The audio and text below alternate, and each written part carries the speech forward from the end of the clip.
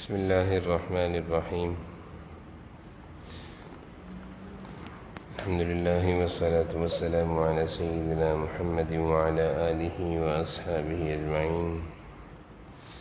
أما بعد فأعوذ بالله من الشيطان الرجيم. بسم الله الرحمن الرحيم.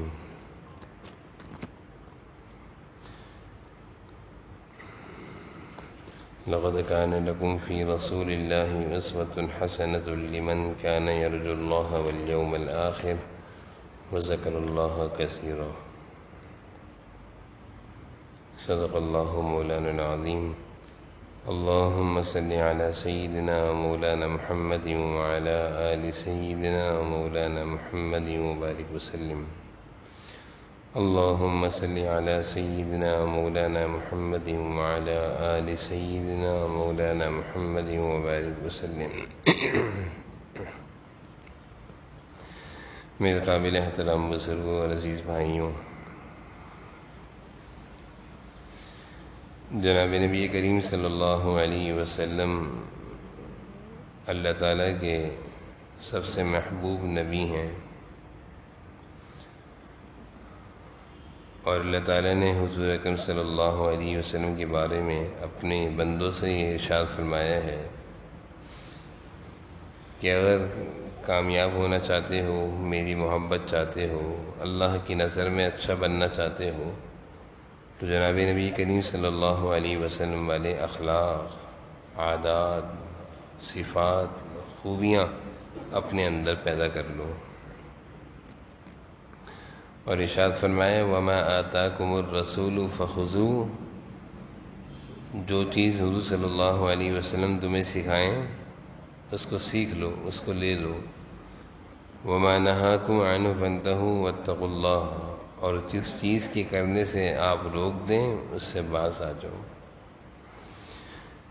حضور اکرم صلی اللہ علیہ وسلم کے جو مقصد نبوت اور امت پر جو آپ صلی اللہ علیہ وسلم کی ذمہ داری تھی، وہ اللہ تعالیٰ نے اس آیت میں سمجھا دی کہ آپ صلی اللہ علیہ وسلم جیسا کہیں ویسا کرو. چنانچہ حضور اکرم صلی اللہ علیہ وسلم کی حیات مبارکہ میں بہت سارے پہلو ہیں کہ آپ کی گھریلو زندگی، دوست و احباب کی زندگی، رشتہ داروں عزیز و اقارب کی زندگی، گھر سے باہر کی زندگی، میدان جہاد میں آپ کی زندگی، یہ سارے پہلو احادیث میں حضور اکرم صلی اللہ علیہ وسلم کے ہمارے سامنے موجود ہیں.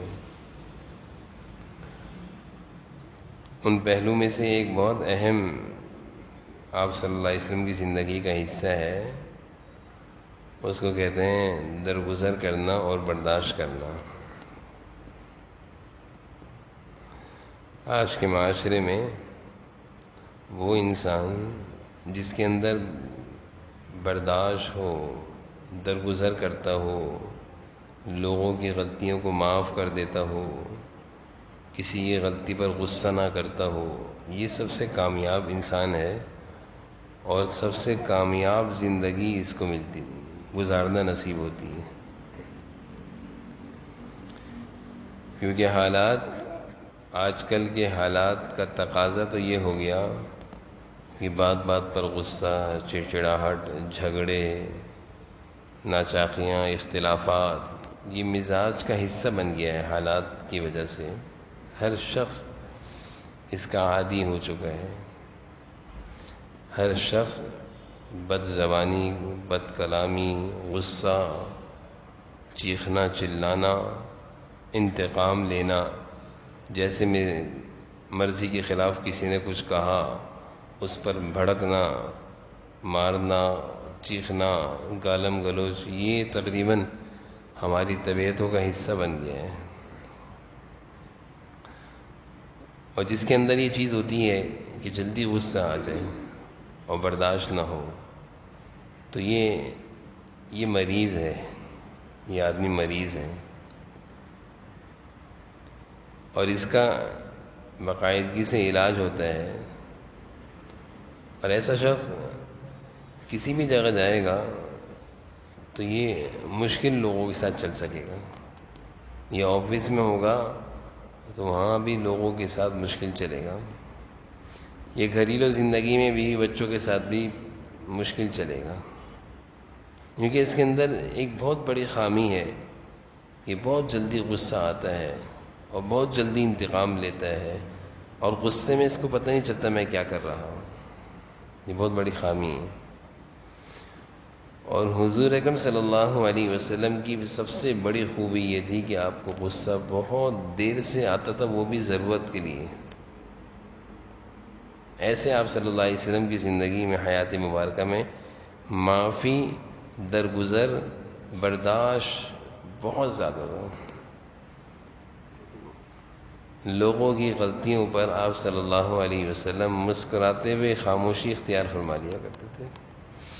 لوگوں کی اذیتوں پر آپ صلی اللہ علیہ وسلم مسکراتے ہوئے خاموشی اختیار فرما لیا کرتے تھے. یہ بہت بڑی خوبی ہے کہ کوئی شخص ہمیں تکلیف دے اور ہم مسکراتے چہرے سے اس تکلیف کو سہ لیں، اس کو کچھ بھی نہ کہیں، اس کا برا بھی نہ مانیں. یہ بہت بڑی خوبی ہے. اور جس کو یہ نصیب ہو جائے، جس کے اندر یہ خوبی ہو، وہ ہر جگہ چل جاتا ہے. یعنی جس انسان کے اندر یہ خوبی ہو کہ وہ ہر ایک کو معاف کرتا ہے، درگزر کرتا ہے، وہ گھر میں بھی اچھا چلے گا، وہ دکان پہ بھی اچھا چلے گا، کاروبار میں بھی اچھا چلے گا، کہیں ملازم ہوگا تو وہاں بھی اچھا چلے گا، ہر ایک کے ساتھ اسی چل جائے گا. کیونکہ اس کی طبیعت میں بہت بڑی خوبی ہے برداشت کرنا، درگزر کرنا.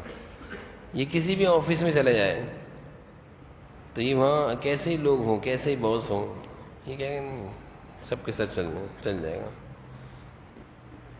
اور اگر جس کی طبیعت میں یہ چیزیں نہ ہوں، برداشت نہ ہو، بات بات پر غصہ، چیخنا، گالم گلوچ، مار پیٹ، یہ کہیں بھی نہیں چلے گا، گھر میں بھی نہیں چلے گا، یہ اپنے گھر والوں کے ساتھ بھی نہیں چل سکتا. جناب نبی کریم صلی اللہ علیہ وسلم کی حیات مبارکہ کا ایک بہت قیمتی پہلو اور بہت پیارا اور خوبصورت پہلو وہ یہی تھا کہ آپ برداشت کیا کرتے تھے. اپنی امت کو بھی یہی سکھایا. اور اس چیز کی ضمانت اور گواہی آپ صلی اللہ علیہ وسلم کے خادم خاص حضرت انس، جو کہ ام سلیم، جو کہ حضور صلی اللہ علیہ وسلم کی رشتے میں خالہ لگتی تھی، ان کے بیٹے تھے حضرت انس. ام سلیم رضی اللہ عنہا حضور صلی اللہ علیہ وسلم کے پاس آئیں اور کہا کہ یہ میرا بیٹا انس بہت سمجھدار اور ہوشیار لڑکا ہے، کم عمری میں لائی تھی، میں چاہتی ہوں کہ آپ کے پاس رہے گا، آپ کی خدمت کرے گا، آپ اس کو قبول کر لیں، اپنی خدمت کریے. آپ صلی اللہ علیہ وسلم نے ان کو قبول کر لیا کہ چلو بھائی انس میرے پاس رہا کرو. حضرت انس فرماتے ہیں کہ میں نے حضور صلی اللہ علیہ وسلم کی خدمت میں 10 سال گزارے. 10 سال.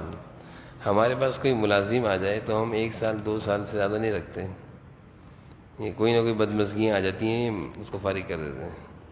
اور حضرت حضور صلی اللہ علیہ وسلم کے ساتھ کم عمری میں 10 سال گزارے. اور کم عمری کا جو بچہ ہوتا ہے، نوجوان، وہ زیادہ غلطیاں کرتا ہے، اس کے اندر بچپنا ہوتا ہے.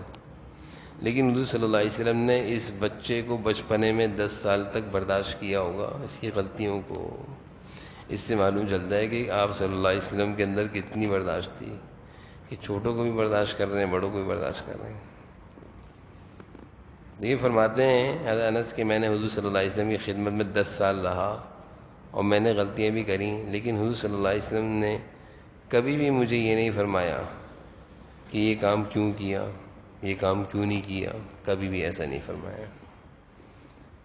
انسان پوچھتا ہے نا اپنے ملازمین سے 100 دفعہ کہ تم نے ایسا کیوں نہیں کیا تھا، جب میں نے کہا پھر کیوں نہیں کیا، اور اتنے ایسا کرنا چاہیے تھا اور کیوں نہیں کرتے، کب تک نہیں کرو گے، کیوں نہیں کرو گے، کرنا پڑے گا. حضرت فرماتے ہیں کہ حضور صلی اللہ علیہ وسلم نے ایک دفعہ بھی مجھ سے نہیں کہا، جبکہ مجھ سے غلطیاں ہوتی تھیں. تو یہ حضور اکرم صلی اللہ علیہ وسلم کی اعلیٰ اخلاق، اعلیٰ درجے کی خوبی تھی. ایک دفعہ انس فرماتے ہیں کہ حضور اکرم صلی اللہ علیہ وسلم نے مجھے کسی کام سے بھیجا اور میرا دل تھا میں نہ جاؤں کم عمری کی وجہ سے، لیکن پھر بھی میں نے کہا جاؤں گا، آپ صلی اللہ علیہ وسلم کا ارشاد ہے جاؤں گا. تو راستے میں بچے کھیل رہے تھے تو میں ان بچوں کے ساتھ کھیل میں لگ گیا، چھوٹے تھے یہ بھی۔ آنے میں مجھے تاخیر ہو گئی، حضور صلی اللہ علیہ وسلم میری تلاش میں نکلے کہ انس کو بھیجا تھا، ابھی تک آئے نہیں۔ آپ صلی اللہ علیہ وسلم نے دیکھا کہ میں میدان میں کھڑا ہوا ہوں، بچوں کا کھیل دیکھ رہا ہوں، آپ پیچھے سے آئے اور آپ صلی اللہ علیہ وسلم نے حضرت انس کو اپنی طرف متوجہ کیا، اے انس ابھی تک تم آئے نہیں ہو کام کر کے؟ حضرت فرمایا کہ میں نے جیسے دیکھا تو آپ صلی اللہ علیہ وسلم مسکرا رہے تھے، میں نے دیکھا کہ حضور صلی اللہ علیہ وسلم نے آ کر مجھے اپنی طرف متوجہ کیا، اور جب میں نے مڑ کر دیکھا تو حضور صلی اللہ علیہ وسلم مسکرا رہے تھے۔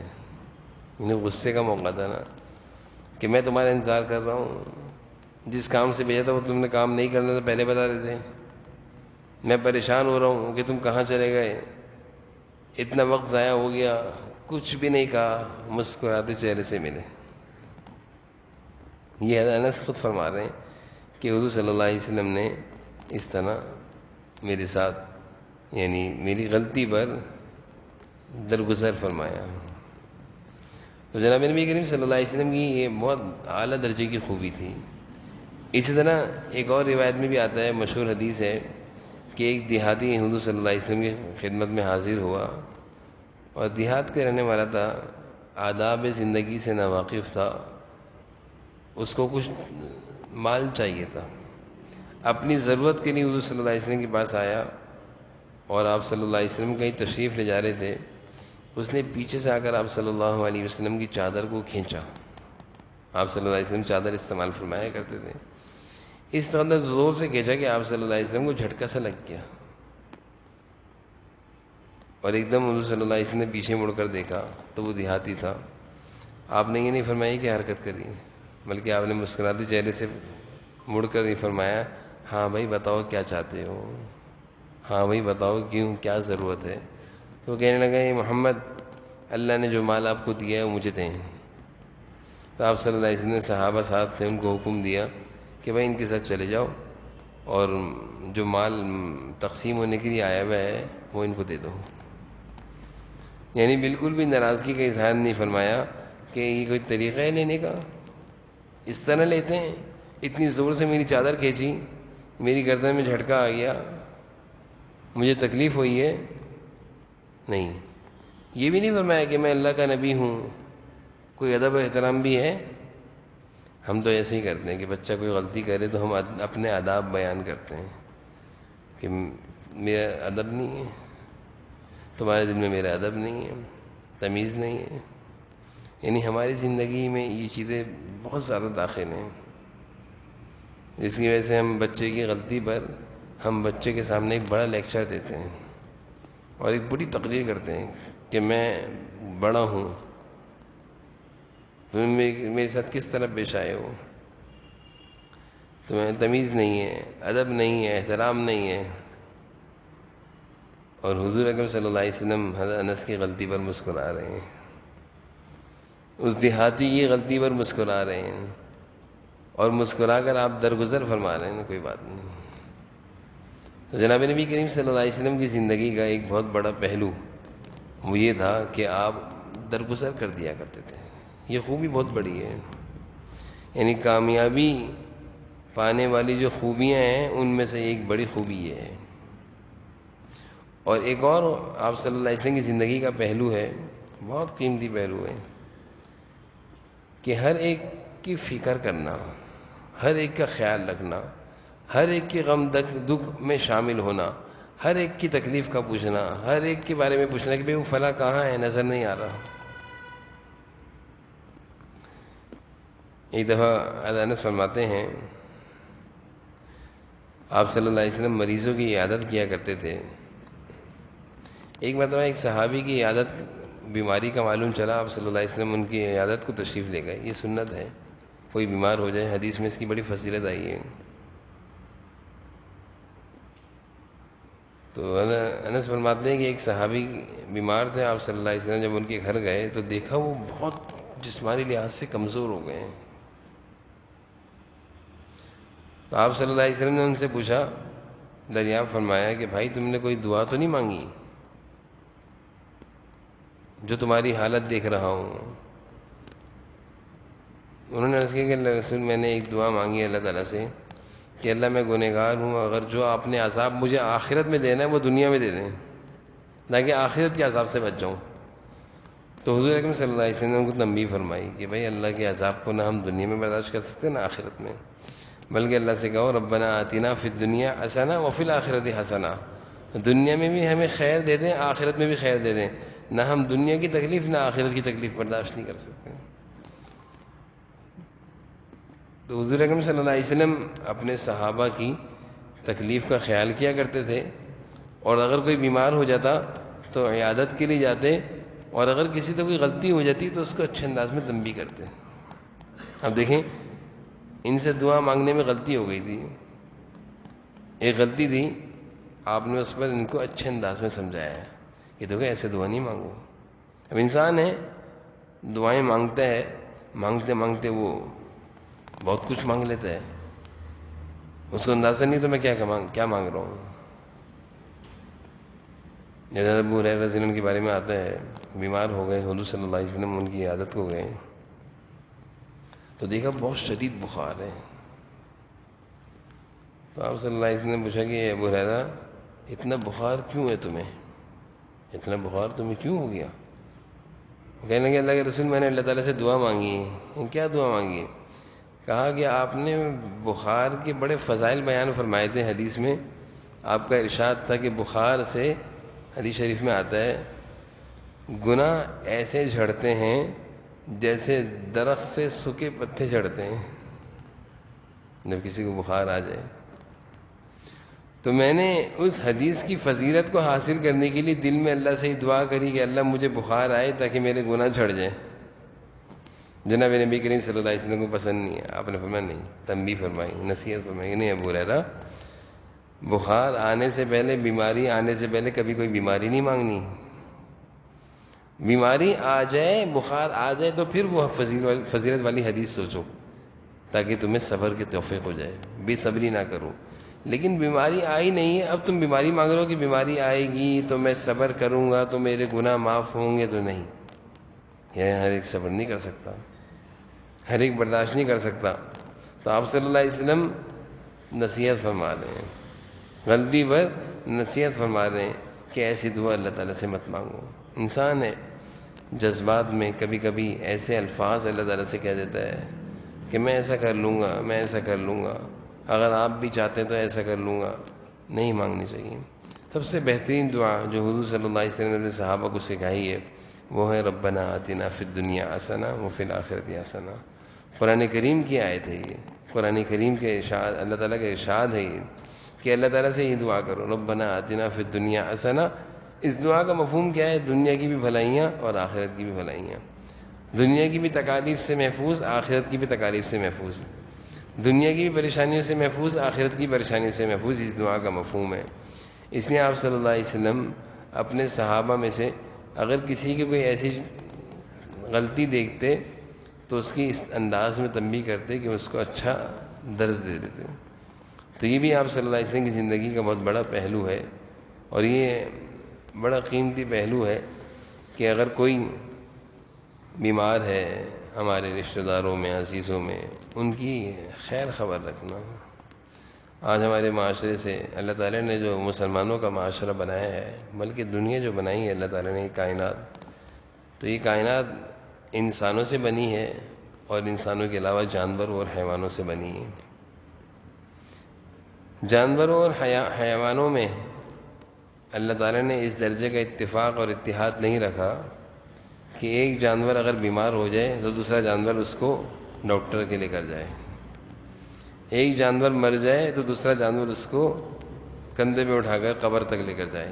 اس درجے کا اتفاق اور یہ نظام اللہ نے جانوروں میں نہیں رکھا، لیکن اللہ تعالیٰ نے انسانوں کے لیے اس نظام کو بنا کر لازمی قرار دیا ہے کہ یہ نظام سے اپنے آپ کو جوڑو، اور جوڑنے کا ذریعہ بنایا نکاح، کہ نکاح کرو تاکہ نکاح سے خاندان بنے گا، گھر بنے گا، رشتے ناطے جڑیں گے، ایک دوسرے کے ساتھ تعلق بڑھے گا، ایک دوسرے کے غم میں، ایک دوسرے کی خوشی میں شامل ہو۔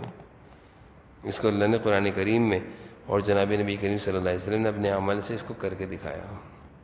کر کے دکھایا۔ اب اگر کوئی شخص کہتا ہے کہ میں اس نظام سے ہٹ کے چلوں گا اور مجھے اکیلے کی زندگی اور خانہ بدوشی کی زندگی اور اکیلے جنگل کی زندگی پسند ہے، جیسے کہ بعض صحابہ نے حضور صلی اللہ علیہ وسلم سے عرض کیا کہ ہمارا دل تو یہ چاہتا ہے کہ ہم جنگل میں جا کر اللہ کی عبادت کرتے رہیں، اللہ کو راضی کریں۔ حضور اکرم صلی اللہ علیہ وسلم نے فرمایا میری امت میں اس چیز کی اجازت نہیں ہے۔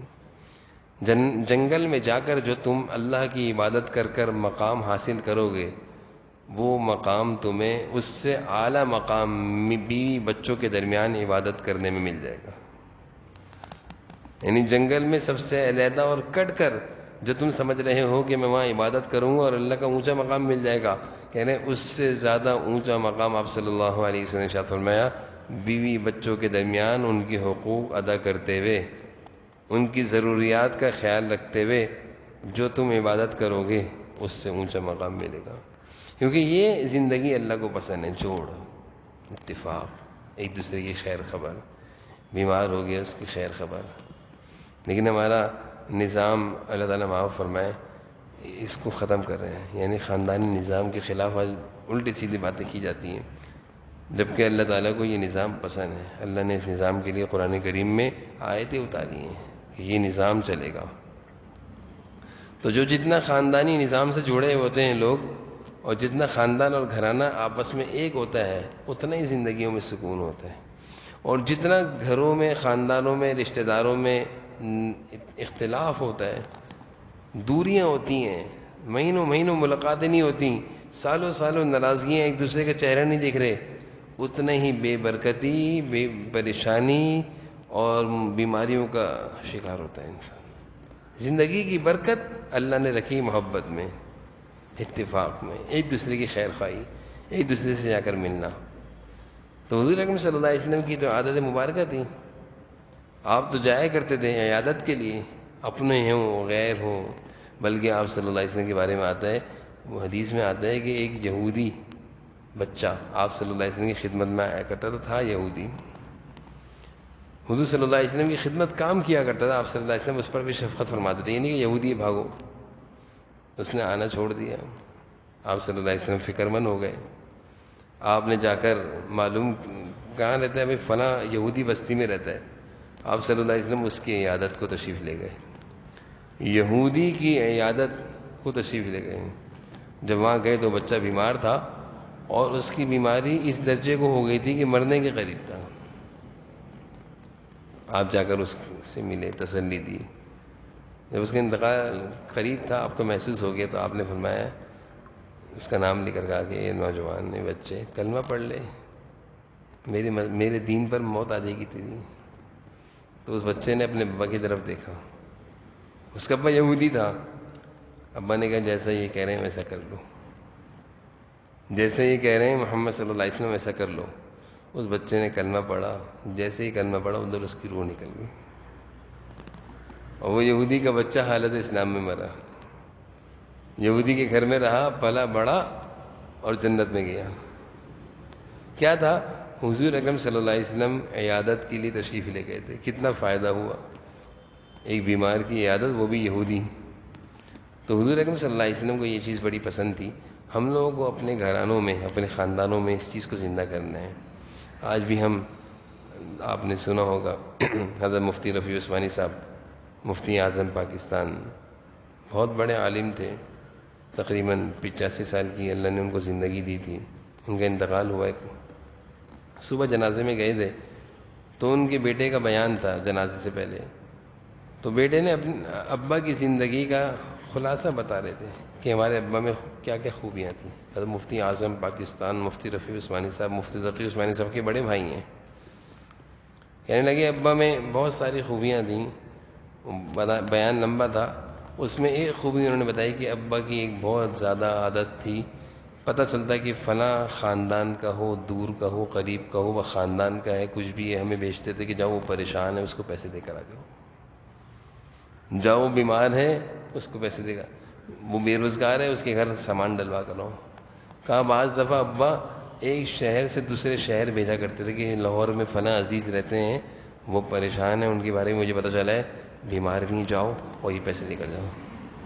حضرت مفتی صاحب کی یہ خوبی تھی، کہ اپنے ملنے والے رشتہ دار عزیز و اقارب کی خیر خبر رکھنا، کوئی کون کیسا ہے کس حال میں، سب پتہ ہوتا تھا۔ مفتی اعظم پاکستان کو سب پتہ ہے کہ کون کس حال میں ہے، اور ہم ان چیزوں سے بے خبر ہیں۔ تو حضور اکرم صلی اللہ علیہ وسلم کی زندگی کا ایک اہم پہلو ہمیں آج کے درس سے یہ بھی معلوم چلا کہ خیر خبر لگنا، اس سے زندگی میں بہت برکت ہوتی ہے۔ احادیث سے معلوم چلتا ہے کہ جو رشتے ناطے جوڑتا ہے اللہ اس کی روزی میں عمر میں برکت ڈال دیتے ہیں۔ جو رشتے ناطے جوڑتا ہے، جوڑنے کی خوبی جس کے اندر ہوگی اس کی زندگی بھی لمبی ہوگی، اس کی روزی میں بھی خوب برکت ہوگی۔ تو یہ جو حدیث کا مضمون ہے ہمیں اس پر عمل کرنا چاہیے۔ اللہ تعالیٰ ہم سب کو جو کچھ کہا سنا اس پر عمل کرتا ہے۔ الحمد للہ رب العالمین والصلاة والسلام علی سید الانبیاء والمرسلین وعلی آلہ وصحبہ اجمعین۔ اللہم صلی علی سیدنا مولانا محمد وعلی آلہ وصحبہ۔ یا اللہ ہم سب کے اس وقت کے جمع ہونے کو اپنی بارگاہ میں قبول فرما لیجیے۔ جو کچھ باتیں کہیں سنی اللہ ہم سب کو عمل کی توفیق نصیب فرما۔ اللہ قبولیت اور اخلاص نصیب فرما۔ یا اللہ قبولیت اور اخلاص نصیب فرما۔ اللہ ہم سب کے حال پر رحم فرما۔ اللہ ہم سب کی زندگیوں میں ہم سب کے والدین گھر والوں کی زندگیوں میں عمروں میں صحت میں برکت نصیب فرما۔ حضور اکرم صلی اللہ علیہ وسلم والی اخلاق، آپ کی پیاری پیاری عادات اور خوبیوں کو اپنانے کی ہمیں توفیق نصیب فرما۔ جناب نبی کریم صلی اللہ علیہ وسلم جیسی صورت اور سیرت اور اخلاق ہمیں نصیب فرما۔ ہم سب کو، ہماری اولاد و نسلوں کو، ہمارے گھر والوں کو، سب کو نصیب فرما۔ اللہ ہم سب کے حال پر رحم فرما۔ صحت و عافیت والی برکتوں کی زندگی نصیب فرما۔ بیماری معذوری کی زندگی سے حفاظت فرما۔ یا اللہ غفلتوں اور گناہوں کی زندگی سے حفاظت فرما۔ نیکیوں اور تقوی کی، ایمان کی، اعمال صالحہ کی، عبادتوں کی زندگی، توفیق والی زندگی نصیب فرما۔ ربنا آتنا فی الدنیا حسنۃ وفی الآخرۃ حسنۃ وقنا عذاب النار۔ صلی اللہ تعالی علی النبی الکریم وعلی آلہ وصحبہ برحمتک۔